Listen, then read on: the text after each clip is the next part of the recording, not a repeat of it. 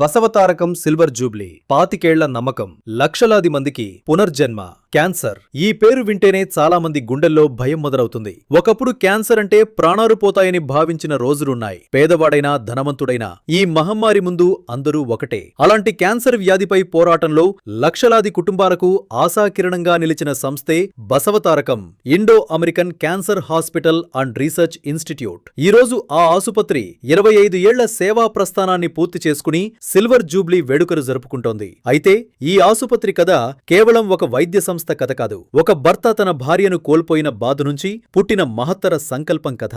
తెలుగు జాతి ఆరాధ్యుడు, మాజీ ముఖ్యమంత్రి, సినీ దిగ్గజం నందమూరి తారక రామారావు గారి జీవితంలో బసవతారకం గారు ఎంతో ప్రత్యేకమైన వ్యక్తి. కానీ విధి క్రూరంగా వ్యవహరించింది. బసవతారకం గారు క్యాన్సర్ బారిన పడి కన్ను మూశారు. ఆ బాధను దగ్గరగా చూసిన ఎన్టీఆర్ ఒక నిర్ణయం తీసుకున్నారు. డబ్బులేక ప్రాణాలు కోల్పోయే పరిస్థితి పేదలకు రాకూడదు. ప్రపంచస్థాయి క్యాన్సర్ వైద్యం తెలుగు ప్రజలకు అందుబాటులో ఉండాలి అనే సంకల్పంతో బసవతారకం క్యాన్సర్ ఆసుపత్రి ఆలోచనకు శ్రీకారం చుట్టారు.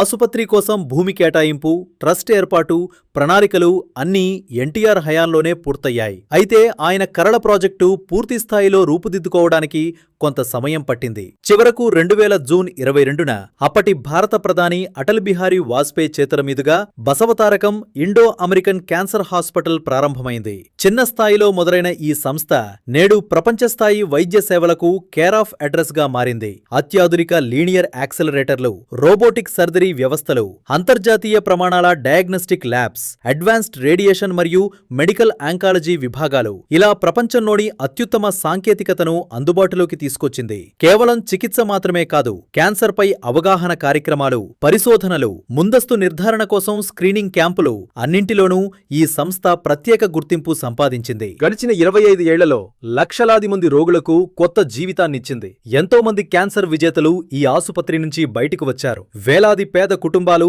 ఆరోగ్యశ్రీ వంటి పథకాల ద్వారా ఉచితంగా కార్పొరేట్ స్థాయి వైద్యం పొందాయి. ఇది కేవలం ఆసుపత్రి కాదు, వేలాది కుటుంబాలకు ఆశ, లక్షలాది మందికి నమ్మకం, ఎందరో రోగులకు పునర్జన్మ.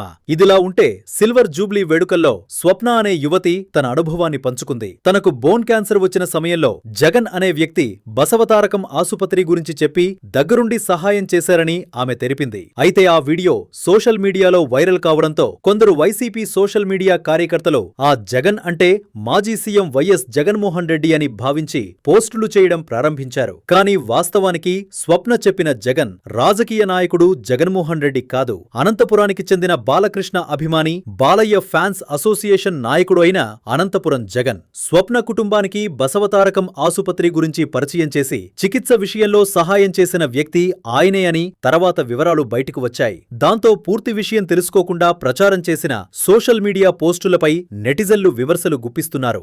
ఏది ఏమైనా ఈ సంఘటన మరోసారి ఒక విషయాన్ని గుర్తు చేసింది. రాజకీయాలకు అతీతంగా పేద మధ్యతరగతి ప్రజలకు అందుబాటులో క్యాన్సర్ వైద్యం అందించాలనే ఎన్టీఆర్ కల నేడు లక్షలాది మంది జీవితాల్లో వెలుగురు నింపుతోంది. 25 ఏళ్ల ప్రస్థానం పూర్తి చేసుకున్న బసవతారకం ఆసుపత్రి ఇక ముందు కూడా మరింత మంది ప్రాణాలను కాపాడాలని, క్యాన్సర్ రహిత సమాజం కోసం తన సేవలను మరింత విస్తరించాలని కోరుకుంటూ ఈ మహత్తర సంస్థకు సిల్వర్ జూబ్లీ శుభాకాంక్షలు.